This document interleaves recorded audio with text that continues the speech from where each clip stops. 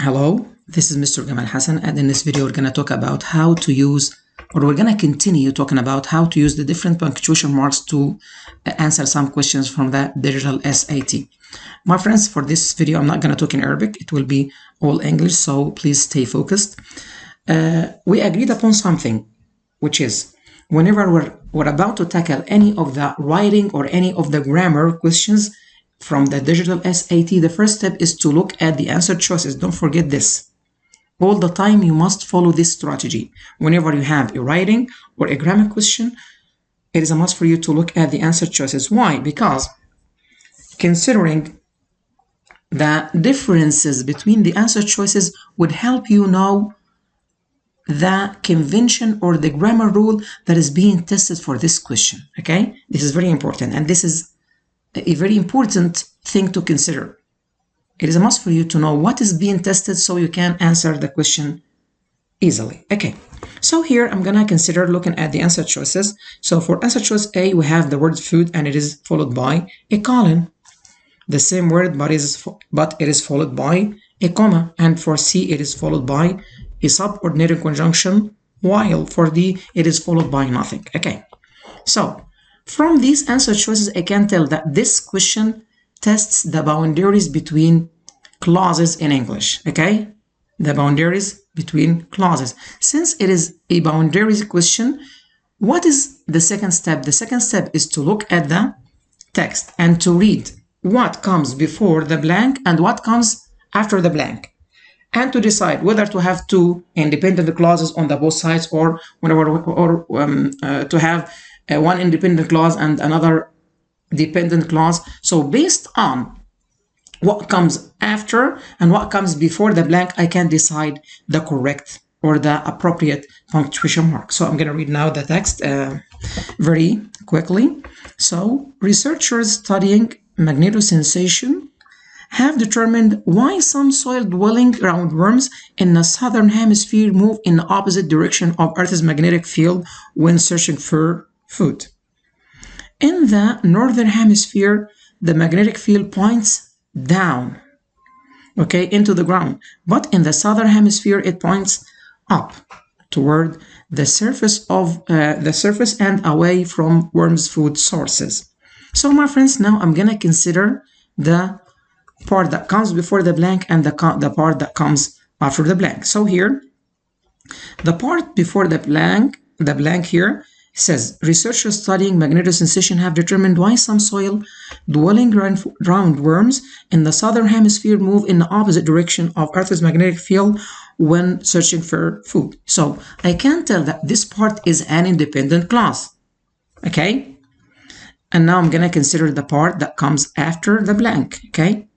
So after the blank, we have this part which says, in the northern hemisphere, the magnetic field points down into the ground, but in the southern hemisphere, it points up toward the surface and away from worms' food sources.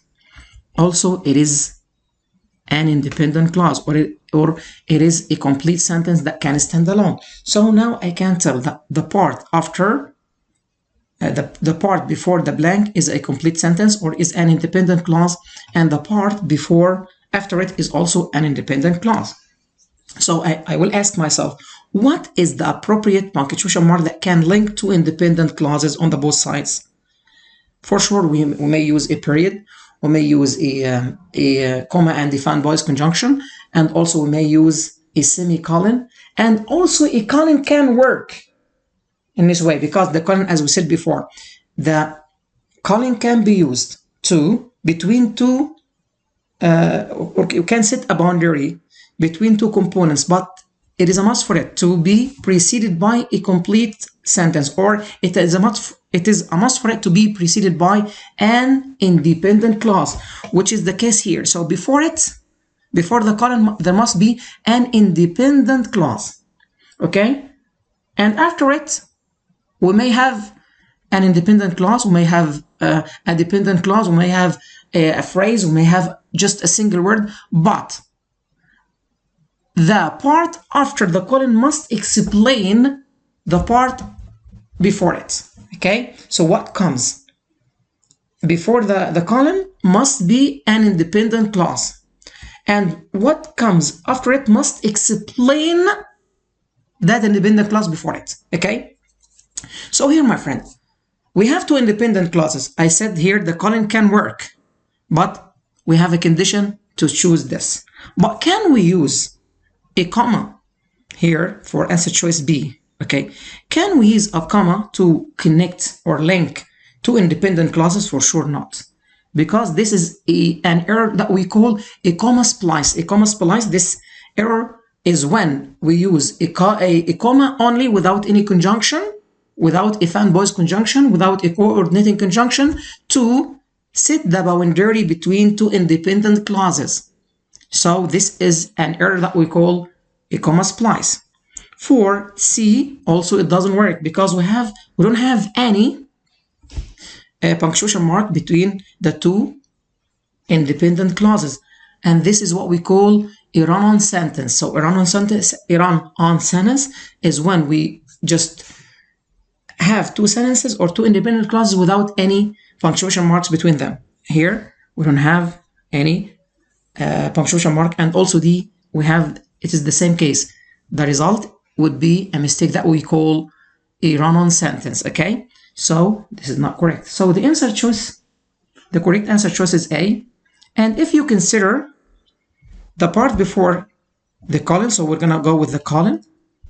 Okay, so the part before the colon is an independent clause, and the part after it explains what comes before it, because we said that here some researchers found that roundworms in the southern hemisphere, they move in the opposite direction of the magnetic field of the Earth, means upward, which is different. The magnetic field in the southern hemisphere points up towards the surface, and those worms must go down to search for food. So in that case, they move in the opposite direction of the magnetic field of Earth in the southern hemisphere of Earth. Okay, so here, this is an explanation of why do those worms move in the opposite direction whenever they live in the southern hemisphere. So we can say that what comes after it explains what comes before it. So here the colon fits. Okay, more than perfect. We're gonna move to this question. Also, we have here the four answer choices, equations, and then we have a comma and then a colon, equations, and then we have a comma before and after the word though, and we have equation and then a period, and we start the next sentence with the word though because it is capitalized and it is the first word in the second sentence. And here in answer choice D, we don't have any punctuation marks. Okay, so here I can say that this is a supplement or supplementary information question. Why? Because we have the word though here, and we have so many different punctuation marks that are being used for every single punctuation, for every single answer choice. Okay, so here I know that this is a supplement, whether to set it with commas or whether to just start the sentence with this supplementary information. So I'm gonna go to the text to read and to just know better. Okay, so here I'm gonna start reading. It says here, in 1943, in the midst of the World War II, mathematics professor Grace Hopper was recruited by the US military to help war effort by solving complex equations. Okay, by solving complex equations. Hopper's subsequent career would involve more than just equations here, though. As a pioneering computer programmer, Hopper would help usher in the digital age. So here I'm gonna consider what comes after and what comes before the blank. So here I'm gonna go to the blank and I'm gonna search for the first period. Okay, so here this is the part before the blank. And also, Hopper's subsequent career would involve more than just equations. As a pioneering computer programmer, Hopper would help usher in the digital age. So we can tell that. Sorry, I'm gonna use another. So my friends, it is very clear that what comes before the blank and what comes after the blank, both of them are two independent clauses. So we know what is supposed to be used to set these two independent clauses. But also we have the adverb though here, okay? So for A, it is correct. For A, I'm sorry, we have Hopper's subsequent career would involve more than just equations, and then comma though. So it is correct here because we use the comma to set off the adverb though from the rest of the sentence, which is the case here because it is a non-essential information. So if we remove this word, the meaning would not be affected, okay? But we're gonna go through the other, and here we have a colon, and if the second part explains the preceding part, it would be correct, okay? So I'm gonna keep A here, okay? And then I'm gonna keep A, but here, my friends, for answer choice B, we have a comma. Can we use a comma to set the boundary or to connect or to link two independent clauses? This is the mistake we call a comma splice. So here, B is not correct because we have here a comma splice. For C, we have a period to set off or to just link two independent clauses, which is correct. Now, so I'm gonna keep C. But for D, we don't have any punctuation marks to connect the two independent clauses before and after the blank. So this is not the case here, okay? And this would result in a run-on sentence, okay? As we discussed in the previous question. But now, my friends, we have A and C. I'm gonna decide whether the word though belongs to the first independent clause and it is set with a comma. It means that it is a non-essential information, or whether to begin the second independent clause with the word though, okay? And we're gonna consider the meaning now. So we said that the US military just recruited this mathematician to work to just solve some equations. But after that, the subsequent career would involve more than just equations.